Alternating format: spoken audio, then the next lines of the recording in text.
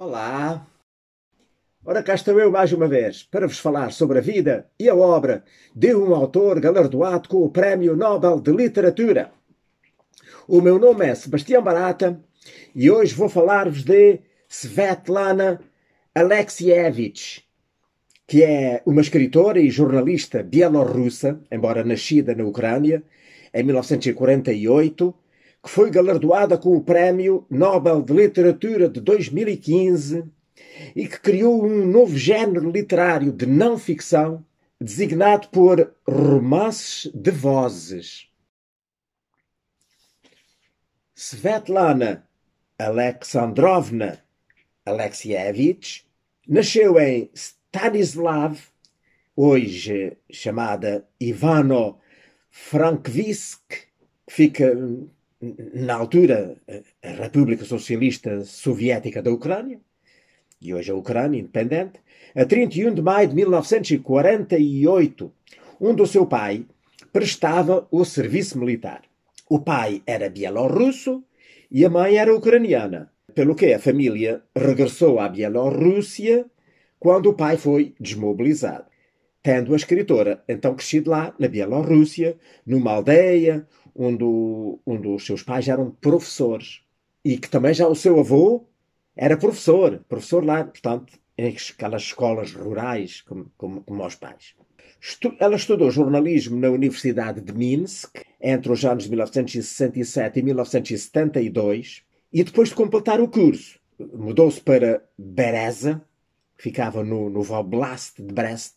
Portanto, o Voblast é a mesma coisa que é em Portugal a província ou o distrito, vá. Portanto, digamos, é a divisão administrativa, chamam-se Voblasts. Foi para lá trabalhar no jornal e na escola lá locais. Durante esse tempo, ela debateu-se entre a tradição familiar de ensinar, de trabalhar no ensino, e o jornalismo. Ela trabalhou depois disso, foi trabalhar como repórter na imprensa local em Narovna, que ficava no Novo Oblast, no Voblast de Omiel, e depois voltou então para Minsk, onde tinha tirado o curso, onde trabalhou na Selskaya Gazeta, que era o jornal das fazendas coletivas soviéticas. Portanto, era aquele jornal, não é, que publicava notícias e era lido lá pelos camponeses das fazendas coletivas. Foi ali que ela começou a reunir material para o seu primeiro livro, que era baseado em entrevistas que ela fez com centenas de mulheres que participaram na Segunda Guerra Mundial. Eu imagino que ela, portanto, para fazer reportagens e escrever artigos lá para a revista, tivesse que se deslocar lá às fazendas, lá pelo campo, e foi aí, de facto, que ela começou a encontrar aquelas mulheres que puseram para ela e ela começou a reunir material para então que veio a ser o seu primeiro livro, que depois já vou falar.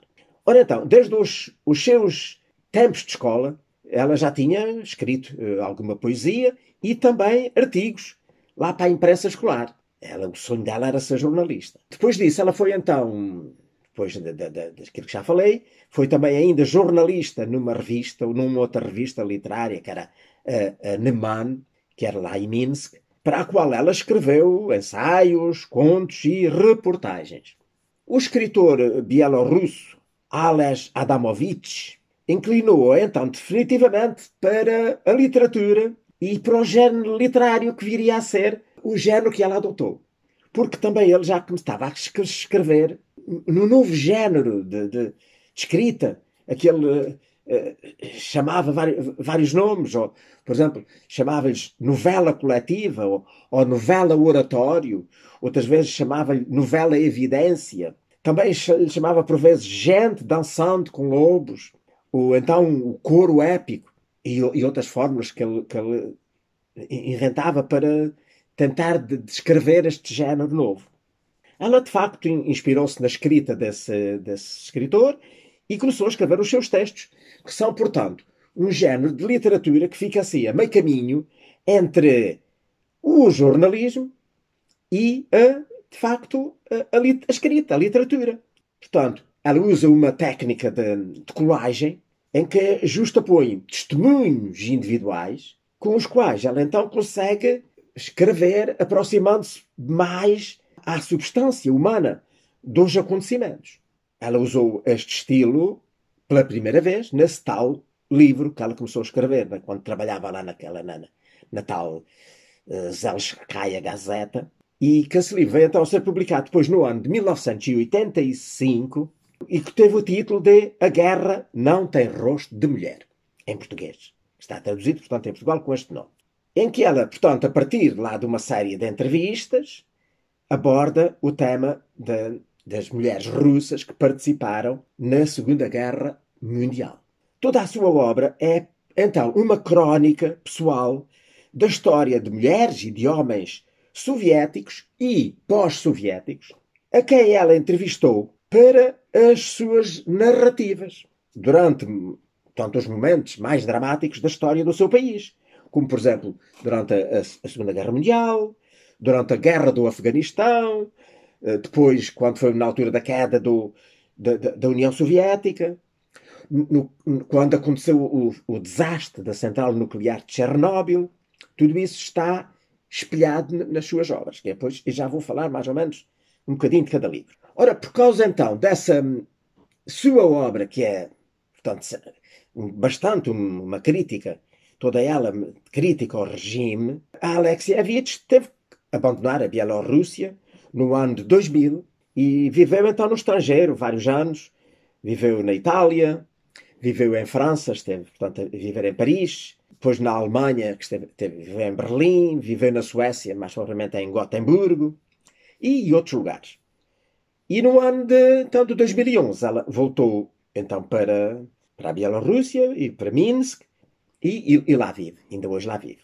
Portanto, a Svetlana é autora de 5 livros que formam digamos, um conjunto, que são a que se chama As Vozes da Utopia, que é, portanto, um projeto onde ela faz estas tais colagens, recolhas de entrevistas com pessoas, cada um sobre o seu tema. E então, neste conjunto de livros, ela recolhe a história do espírito universal das pessoas.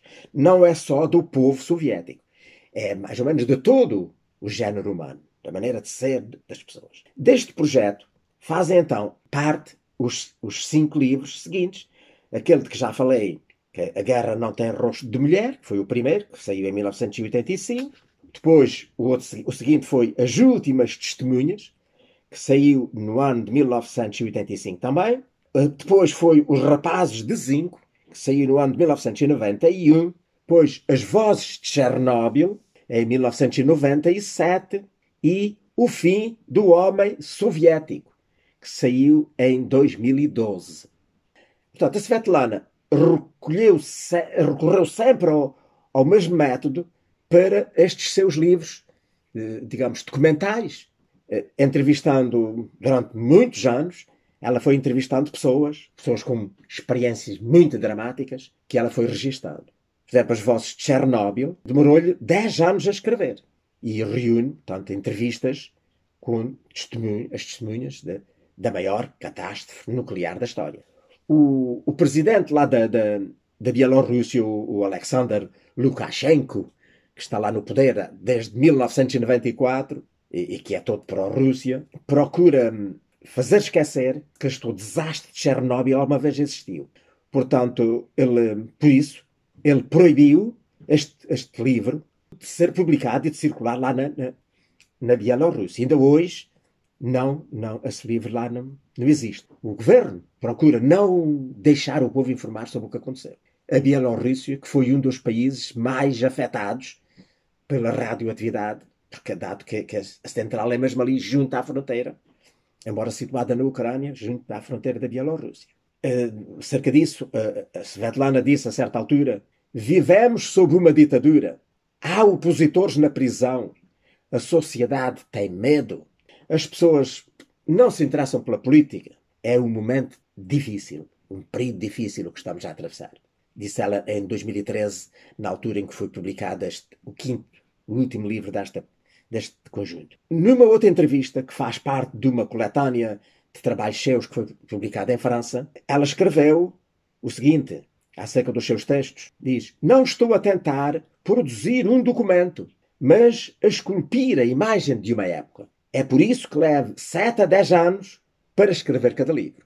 Portanto, nas suas obras, a Svetlana retrata o Império Soviético desde Chernobyl ao Afeganistão em livros que infelizmente, não conseguem ser encontrados à venda lá no seu próprio país.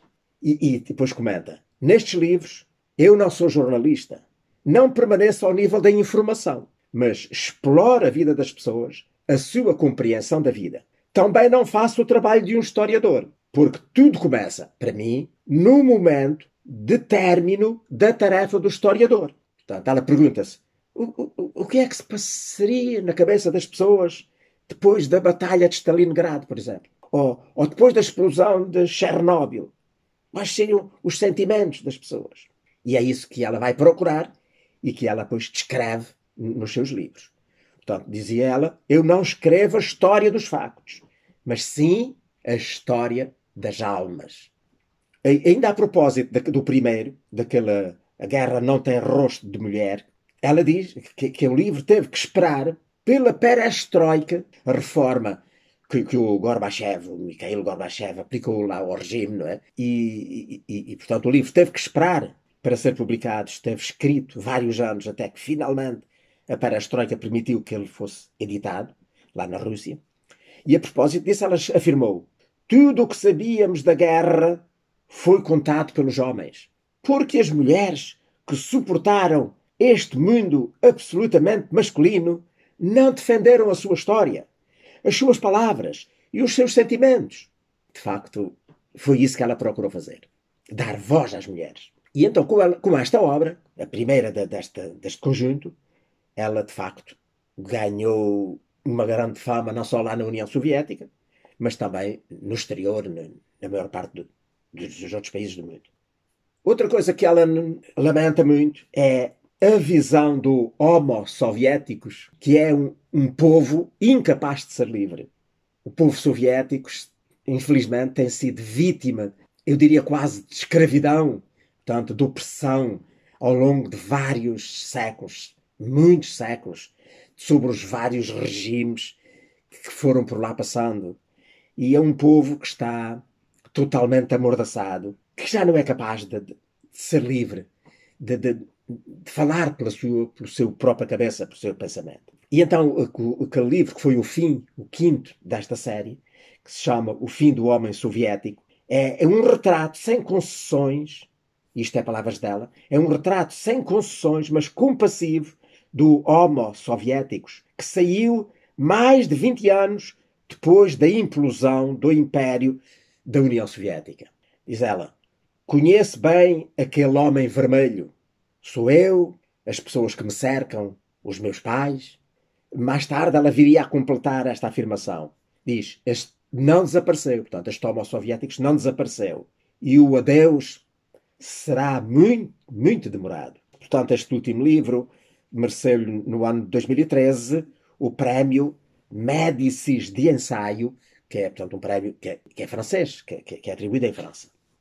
A propósito de falar de prémios, a Svetlana Alexievich tem recebido numerosos prémios internacionais, como, por exemplo, o prémio polaco Ryszard Kapuściński, de 1996, o prémio Herder, no ano de 1999, o prémio da Paz Erich Maria Remarque, no ano de 2001, o National Book Critics Circle Award, para não-ficção, em 2006, outra vez o prémio Ryszard Kapuściński, em 2011, e o prémio da Paz dos editores alemães, em 2013. Tudo isto entre muitos outros prémios. E como para coroar tudo isto, foi galardoada com o Prémio Nobel de Literatura de 2015, por isso estamos a falar dela, pela sua escrita polifónica, um monumento ao sofrimento e à coragem no nosso tempo. E foi a 14ª mulher a vencer o Prémio Nobel de Literatura. Ora, depois dela já há mais duas, por isso há, num total de, creio que já há mais de 120 escritores galardoados com o Prémio Nobel, só 16 são mulheres. Mas a boa notícia é que dessas 16, 7 já foi no século XXI. Portanto, sinal de que a coisa está a mudar e brevemente vamos continuar a ter mais mulheres galardoadas com o Prémio Nobel. Pronto, mas continuando, ela, considerada uma cronista implacável da União Soviética, é um dos raros autores de não-ficção que foram premiados com o Prémio Nobel. Ora bem, na altura em que ela ganhou o Prémio Nobel, portanto, já lá vão 7 anos, já os livros dela estavam traduzidos para 45 línguas e publicados em 47 países. Portanto, agora devem estar já bastante mais. Só pelo facto de ter sido galardoada com o Prémio Nobel, de certeza que fez com que os livros atingissem ainda mais países. Além disso, eles serviram, digamos, de base para fazer peças de teatro. Há pelo menos uma dúzia de peças de teatro que são adaptações dos livros dela.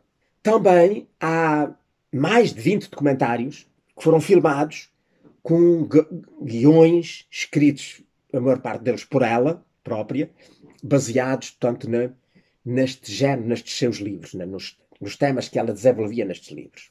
Acerca, portanto, do seu trabalho, assim, quase em género de resumo, ela dizia: se olharmos para toda a nossa história, tanto soviética como pós-soviética, ela é uma enorme vala comum e um banho de sangue.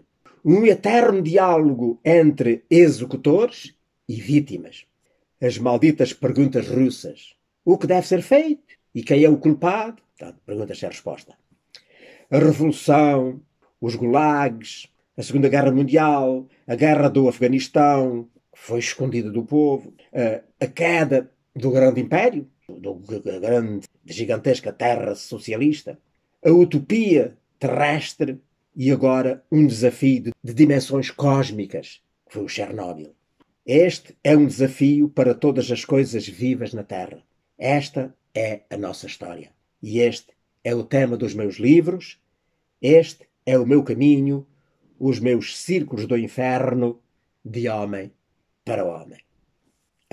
A Alexievich diz que tem muito respeito pelos ucranianos, que com os seus protestos expulsaram do poder o ex-presidente pró-Rússia, o Viktor Yanukovych, no ano de 2014. Portanto, isto foi dito na altura. Nessa altura, portanto, ela disse que, ao referir-se ao conflito entre os separatistas pró-russos e as forças ucranianas, ela dizia: hoje a Ucrânia é um modelo para todos.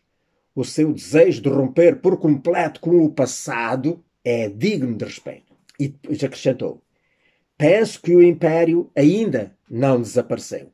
Pessoalmente, tenho a inquietante impressão de que não desaparecerá sem derramamento de sangue. Ela estava já, de facto, a prever aquela guerra que infelizmente estamos a viver hoje na Ucrânia e que está a deixar o país completamente devastado pelo exército russo. Ela bem sabia, conhecendo bem por dentro o regime, o que aí vinha. Agora, uma curiosidade, ela na altura em que recebeu o Prémio Nobel, afirmou, lá num texto, ou uma entrevista, creio eu que foi uma entrevista, que estava a terminar um novo livro, que iria chamar um título que em português se traduziria por O Maravilhoso Servo da Caça Eterna, e que, desta vez, era composto por histórias de amor, onde homens e mulheres de diferentes gerações contam as suas histórias pessoais. E acerca disso, portanto, disse ela: ocorreu-me que tenho escrito livros sobre como as pessoas se matam umas às outras, como morrem. Mas isto não é, a vida humana não é só isto. Estou agora a escrever sobre como as pessoas se amam. E, mais uma vez, pergunto-me a mesma coisa de sempre. Desta vez através do prisma do amor. Quem somos nós? E em que país vivemos? Era a mesma pergunta de sempre de todos os livros dela. O amor é o que nos traz a este mundo. Quero amar as pessoas, embora seja difícil amá-las. E cada vez mais difícil. Portanto, isto foi o que ela disse na altura. Portanto, já lá vão, foi em 2015, já há uma série de anos. Mas eu julgo que eu saiba, até hoje, tal livro não foi publicado. Pelo menos nunca ouvi falar, nem até onde é vasculhar na net, não aparece publicado, nem sequer lá em russo, nem em qualquer outra língua. Portanto, provavelmente ou desistiu, ou então não. já estamos habituados aos livros dela demorarem 7 ou 8 ou 9 ou 10 anos a escrever, pode ser que ainda venha a sair, nunca se sabe. Ora bem, depois então disto, eu desejaria apresentar-vos os livros que eu tenho dela, que são os que estão editados em Portugal, e que são os tais 5 livros deste tal grupo As Vozes da Utopia. Entretanto, antes disso, ainda queria dizer que há pelo menos mais um livro dela que não está incluído neste lote e que foi publicado no ano de 1993, que traduzido para português se chamaria, provavelmente, Encantado com a Morte, que é um livro sobre suicídios e tentativas de suicídio, a maior parte delas já por pessoas de muita idade, como resultado da queda da União Soviética Socialista. E ela tentou então dar voz àqueles que se tentaram suicidar, pessoas que se sentiam inseparáveis dos ideais socialistas, que não conseguiam aceitar a nova ordem, o novo país, a nova história recém-interpretada, e que achavam quase impossível continuar a viver depois de ter caído a União Soviética. Cá está o tal povo amordaçado, que até parece que até tem prazer de levar na cabeça, de sofrer. Muitos ficaram completamente desorientados quando caiu a União Soviética. E a sua ideia foi suicidar-se. Para eles, a vida deixava de ter sentido. Enfim, esse livro veio a ser adaptado ao cinema, um filme que teve o título A Cruz, mas que eu saiba não está traduzido em Portugal. Pronto, agora então sim, vamos falar dos 5 livros que estão traduzidos em Portugal e que fazem parte deste tal conjunto. Portanto, vou apresentá-los por ordem cronológica em que ela os escreveu, não pela ordem que foram publicados em Portugal. Atenção. O primeiro é, como já vimos, é este. A guerra não tem rosto de mulher. Diz aqui que chegou a ser quase 1 milhão as mulheres que fizeram parte do exército. Outras não fizeram, mas sofreram com os maridos, com os filhos, etc. lá. Portanto, ela apresenta aqui, diz que cerca do testemunho de mais de 200 jovens russas que passaram de filhas, mães, irmãos e noivas a ser atiradoras, condutoras de tanques ou enfermeiras. O seu relato não é uma história de guerra nem de combate. É uma história de mulheres e de homens catapultados da sua vida simples para a profundeza épica de um enorme acontecimento. Portanto, foi uma marcante obra de estreia de Svetlana Alexievich que a lançou no mundo da escrita. O seguinte foi este aqui, As Últimas Testemunhas, que é o relato das crianças, que eram criancinhas, e que, portanto, agora já são pessoas de idade, e que eram criancinhas na altura em que foi a Guerra Mundial. Portanto, vem no seguimento daquele sobre as mulheres, sobre as crianças. O que é que as crianças sofreram quando as mães, quando os pais foram levados para a guerra? Diz que a 22 de junho de 1941, a Alemanha nazi invadiu, portanto, a União Soviética, quebrando o pacto de não agressão que tinha sido celebrado entre as duas nações. E deu o início, então, ao que ficaria conhecido do lado da Rússia como a Grande Guerra Patriótica. E depois, no final do conflito, no ano de 1945, já tinham morrido cerca de 3 milhões de crianças vítimas da guerra. Só na Bielorrússia foram mais de 27 mil as crianças que estavam a viver em orfanatos, porque não tinham pai, não tinham mãe, não tinham ninguém. Então, os relatos destes órfãos foram recolhidos pela Svetlana, não é? Diz aqui, 40 anos depois, não é? Agora, portanto, já são adultos, têm 50, 60 anos, e portanto, o resultado é este livro, que é uma visão única da guerra, testemunhada por crianças, não por soldados, não por políticos, não por historiadores, mas por crianças, onde elas contam aqui enfim, situações incríveis. Olha, eu esta semana ainda comecei a tentar lê-lo, ainda li de outras páginas, mas é tão comovente. Eu que sofro muito com ver crianças sofrer. E é tão comovente os relatos destas crianças que eu abandonei o livro e não li. Pode ser que um dia venha a lê-lo, mas agora não fui capaz. estou em condições de ler este livro. Depois, então, deste aqui, das últimas testemunhas, veio o terceiro, que é Os Rapazes de Zinco, que tem como subtítulo A Geração Soviética Caída na Guerra do Afeganistão. Ora, como está a ver, portanto, é sobre a Guerra do Afeganistão, que já ali atrás dizia que foi um tabu, que foi, portanto, a Rússia invadiu o Afeganistão, foi um genocídio a toda a prova, e o povo russo nem sequer foi informado disso. Praticamente, ainda hoje na Rússia, desconhecem as barbaridades que o regime soviético lá fez. E então este livro é uma recolha do que lá aconteceu. De 1979 até 1989, o exército soviético combateu o Afeganistão. Uma guerra que gerou cerca de 15 mil mortos e mais de 450 mil feridos e doentes, atingindo profundamente toda uma geração. Alvo de contestação e polémica na União Soviética por altura da sua publicação, acusado pelos críticos de ser uma fantasia carregada de mentiras e parte de um curso histérico de ataques perversos.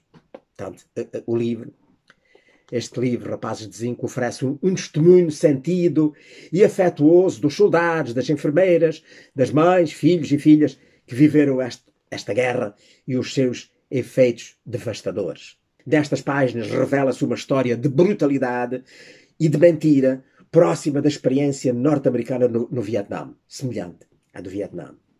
Este aqui do lado russo e o outro do lado americano. Marcada simbolicamente pelos caixões de zinco usados para transportar os mortos, lá do Afeganistão para a Rússia, perante uma União Soviética que negava o horror e a destruição, que dizia que era tudo mentira.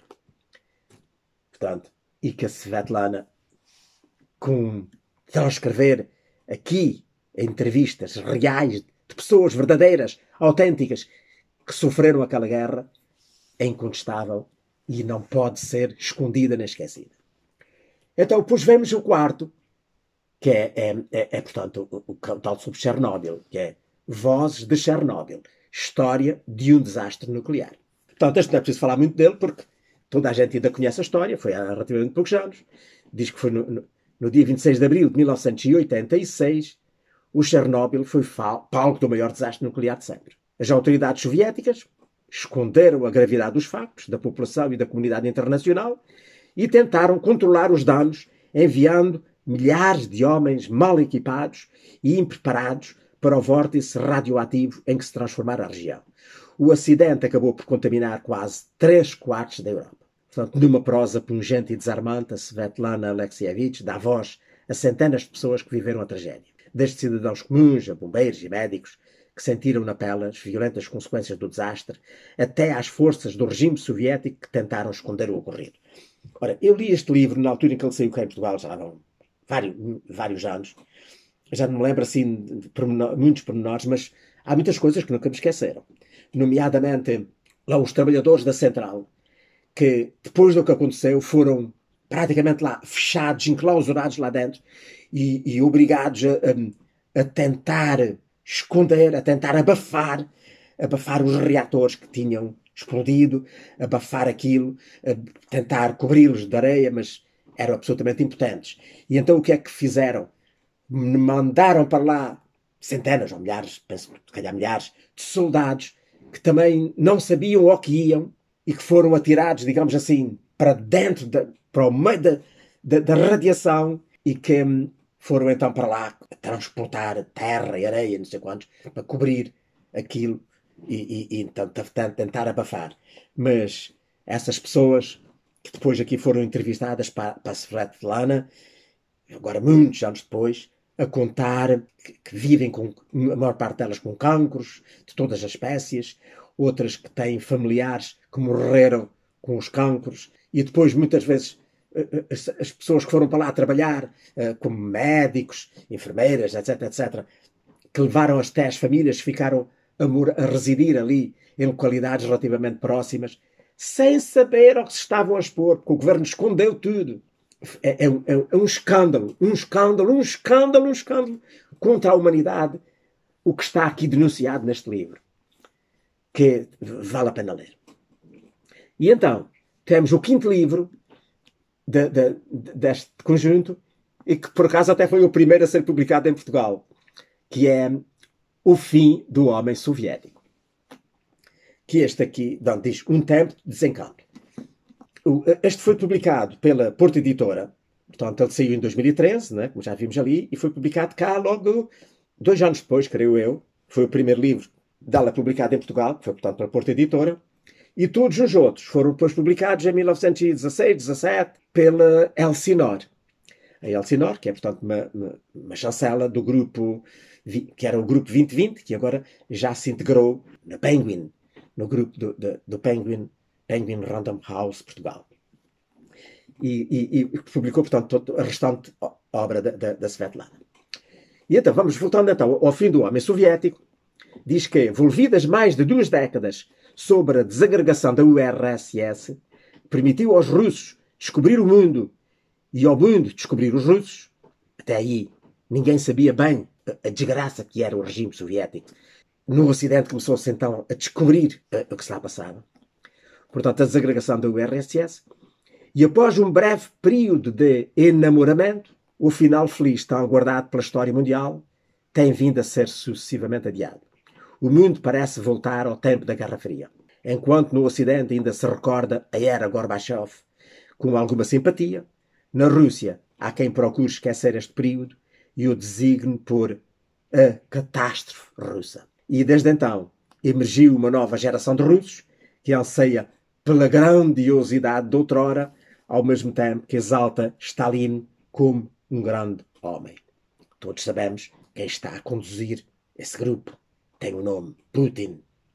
Com uma acuidade e uma atenção únicas, Svetlana Alexievich reinventa neste magnífico Requiem uma forma polifónica singular, dando voz a centenas de testemunhas, os humilhados e ofendidos, os desiludidos, o homem e a mulher pós-soviéticos, para assim manter viva a memória da tragédia da URSS e narrar a pequena história que está por trás da grande utopia que foi o regime socialista, o marxismo, que se veio a revelar incapaz de ser vivido na prática com benefício para a população. E pronto, olha, é o que tinha por vos dizer sobre esta grande cronista das desgraças do regime soviético. Por aqui me fico por hoje. Espero que tenham gostado de mais esta minha conversa. E para a semana cá estarei de novo, se tiver vídeo sobre para isso, para vos falar de um outro autor galardoado com o Prémio Nobel de Literatura. Ora, passem muito bem!